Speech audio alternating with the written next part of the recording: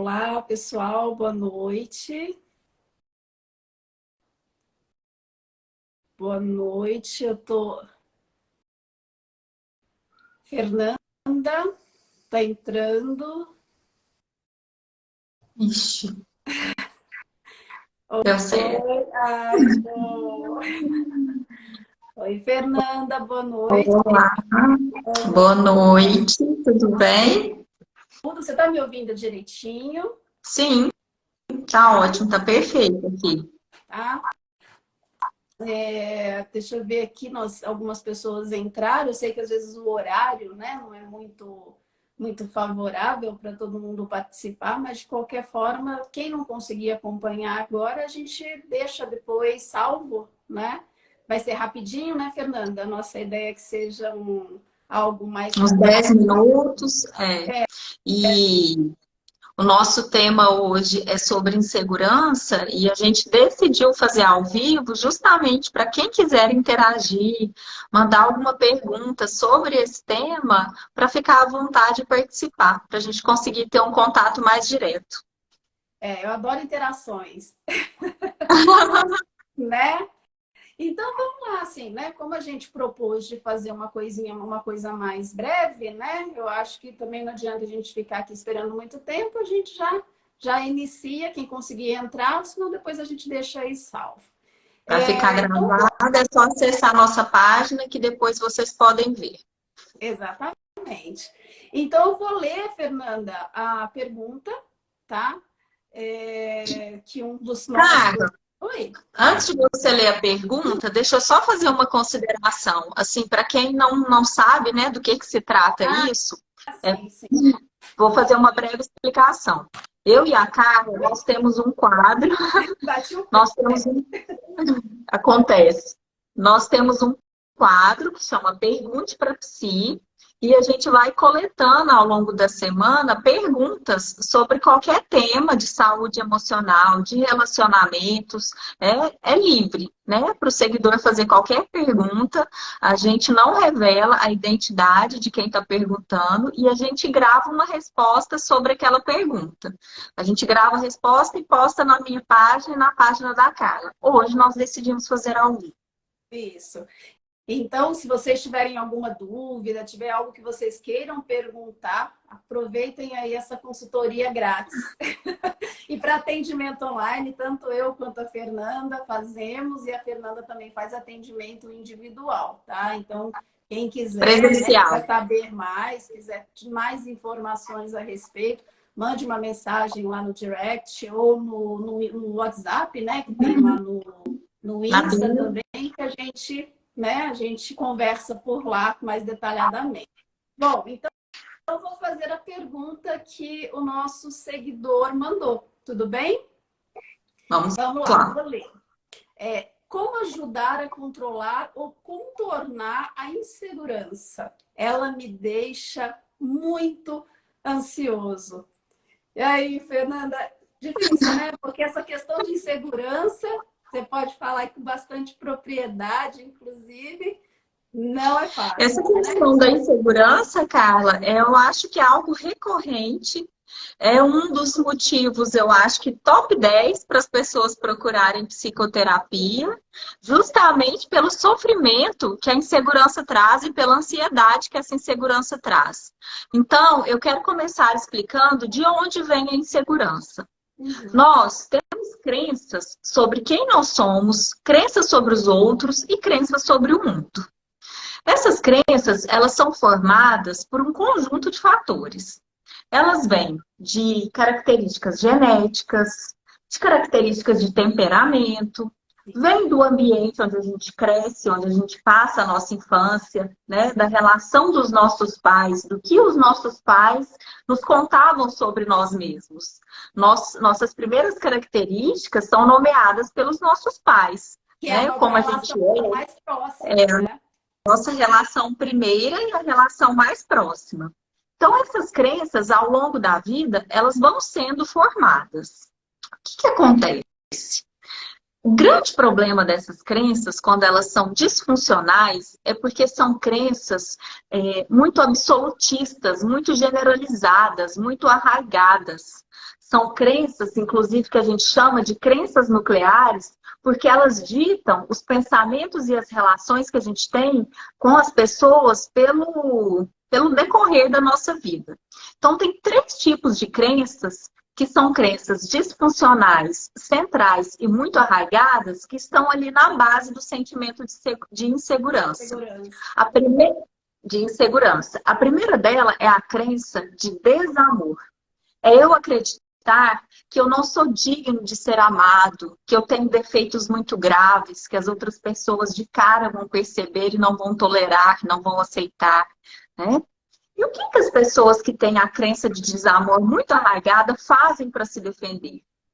Ou elas evitam relacionamentos, se esquivam de conhecer pessoas ou de iniciar relacionamentos, ou elas podem também, para se defender, sabotar o relacionamento, acabar com o relacionamento, ter atitudes sabotadoras, porque antes de dar errado, eu já faço dar errado para não ser rejeitado. Porque se fui eu que estraguei, então eu não vou ser rejeitado. Porque quem tem uma crença de desamor tem muita dificuldade em lidar com a rejeição. A segunda crença central disfuncional é a crença de desvalor. É aquela crença central de que eu sou incapaz, de que eu sou fracassado, de que não adianta eu tentar nenhum objetivo, tentar alcançar nada novo, nada diferente, porque eu vou fracassar, eu não vou conseguir fazer. Geralmente, essa crença está ligada a uma infância em que a criança foi muito criticada, muito cobrada, que nada que ela fazia era suficiente para os pais. E aí se forma esse sentimento de desvalor. E aí como que a pessoa faz para se defender? Evita toda e qualquer situação nova para não se arriscar a fracassar. E a terceira crença é a crença de desamparo. É aquele sentimento de que eu sou frágil, de que eu sou vulnerável, de que tudo que acontecer, qualquer coisa que acontecer de difícil, eu não vou conseguir lidar com as situações, eu não vou ter recursos para enfrentar essas situações.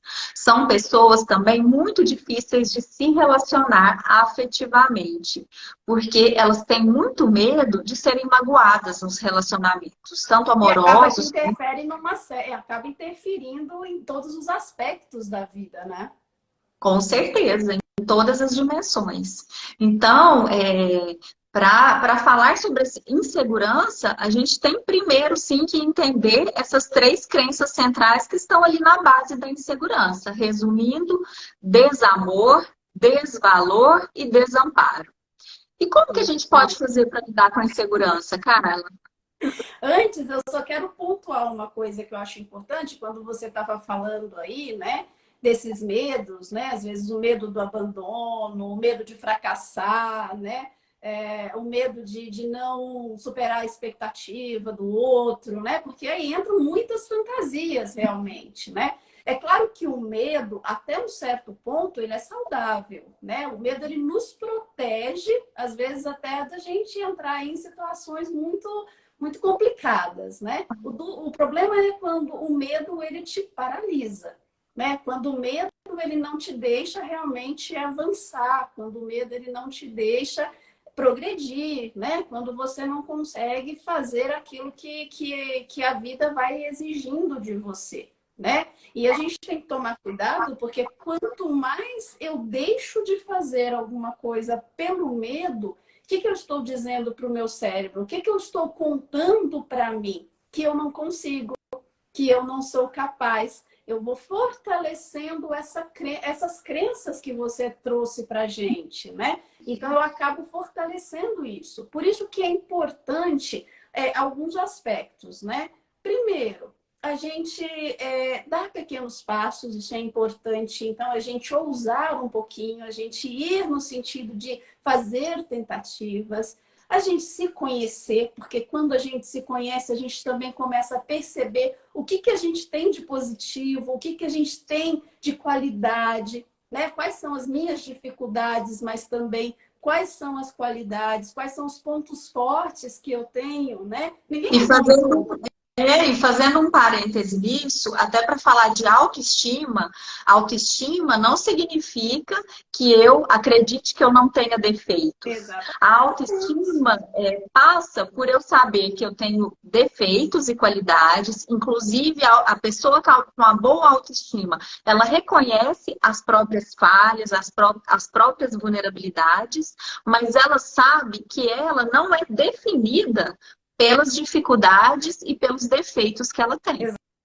Exatamente, né? Então a gente reconhece, a gente busca melhorar esses aspectos, né? Então a gente se conhecer, a gente tem um trabalho aí de autoconhecimento, de autoestima, entender, como você mesmo falou lá atrás, eu fazer até uma volta ali na minha história, né? Como é que eu era criticado ou incentivado positivamente pelos meus pais, né? As fantasias que eu tenho, porque às vezes elas nem são tão reais assim. Às vezes eu até consigo, mais até do que eu imagino que eu consiga, na verdade, né? Então é a gente ousar, a gente tentar, a gente se conhecer, a gente ir arriscando cada vez um pouquinho mais, né?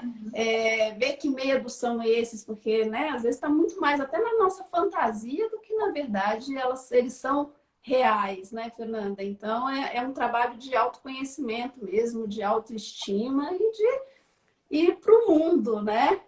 Se a Cada vez gente mais. E não se relaciona, comparar, né, gente? Eu acho que é muito importante a gente não se comparar.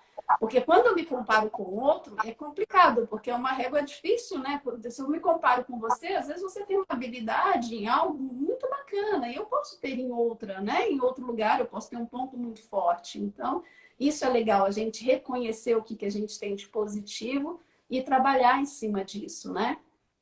quando a gente fala em insegurança, e você correlacionou muito bem, a insegurança ela está ligada ao medo. E a única maneira de a gente vencer o medo é enfrentando esse medo, é colocando esse medo à prova. Né? Então, se eu tenho medo, se eu tenho uma crença de desvalor, que eu não vou conseguir realizar determinado projeto, fico inseguro, e essa insegurança me traz medo e eu fico paralisado, é como você disse, eu vou reforçar que eu não consigo. Mas se eu coloco esse medo à prova, eu me testo e eu posso tanto ter sucesso, como eu também posso fracassar, mas até o fracasso nos ensina alguma coisa. Ensina. Porque a partir se eu obtive sucesso no meu projeto, eu já estou mandando para o meu cérebro uma mensagem oposta, que eu consigo sim. E se eu fracassar, é a hora de eu começar a buscar recursos para me reerguer desse fracasso e seguir em frente. O grande problema da insegurança e dessas crenças arraigadas é que elas são super generalizadas. Então, se eu fracassei em uma coisa, eu passo a acreditar que eu vou fracassar em tudo. Eu O que não é generalizo verdade, né? o que não é verdade. Um fracasso não define, não é um preditor que você vai fracassar em todas as empreitadas que você se dispor a fazer. E como tudo na vida, né, Fernanda? Quanto mais a gente faz, melhor a gente vai ficando, né? A gente vai Exatamente. fazendo, a gente vai né? A gente vai se organizando, a gente vai compreendendo como fazer aquilo da melhor forma e vai ficando melhor, né? Então, são aprendizados, né? Então, Isso não mesmo. deixe, gente, o medo paralisar. Busque ajuda, se for algo que esteja te prejudicando muito na sua vida, né, cotidiana, no trabalho, nos relacionamentos, né? Enfim, procure ajuda, né? E olhe para você, reconheça, anote esses pontos difíceis, anote essas dificuldades, anote os pontos positivos, né? Se conheça. Esse é o primeiro ponto para a gente dar o primeiro passo. Né? Isso mesmo. Pessoal, foi muito bom, foi um Só uma prazer. coisinha antes Ah, aí, Fernando, que eu vi só uma perguntinha lá em ah, cima da Elisa perguntando mesmo? como é que lida com a insegurança de um relacionamento à distância. Vamos ver.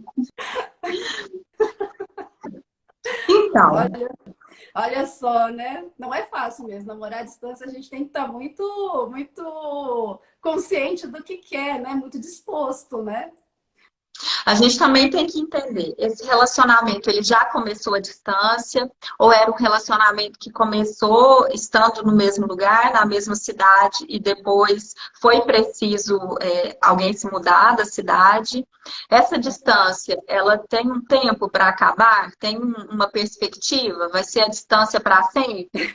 Ou há um projeto de que depois vocês vão se reencontrar no mesmo local, na mesma cidade, né?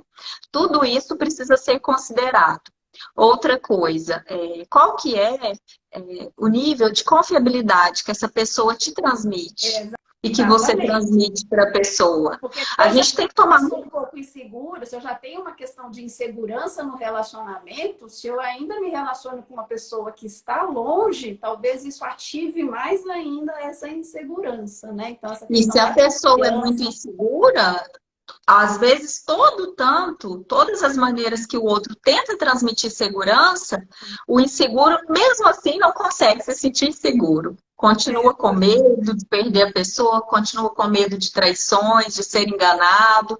Por isso que a gente tem que trabalhar muito o autoconhecimento e saber até onde a insegurança desse relacionamento à distância é porque eu tenho as minhas inseguranças e em qualquer relacionamento elas vão se manifestar, ou as minhas inseguranças estão fundamentadas na realidade. A pessoa de fato tem um comportamento duvidoso, a pessoa de fato não me transmite segurança. A gente tem que saber separar isso, porque senão é muito fácil de você minar um relacionamento que tem tudo para dar certo com uma pessoa que realmente está se dedicando por causa das suas questões pessoais, da sua insegurança. Exatamente. Então, fiquem atentos a tudo isso. Bom, acho que a gente respondeu, né, a pergunta inicial.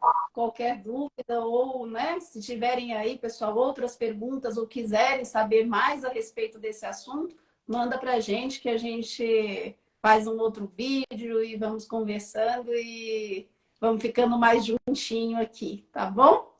Um beijo grande para todos. Fernanda, uma boa noite para você. Boa noite. Foi ótimo estar aqui com vocês. Vamos ver, eu gostei dessa modalidade também, viu, Carla? Moderna essa modalidade, né? Sim. Mais prática. Então, um abraço grande para vocês. Fiquem todos com Deus, viu? E até a próxima. Até mais. Um beijo. Beijo. Tchau, tchau.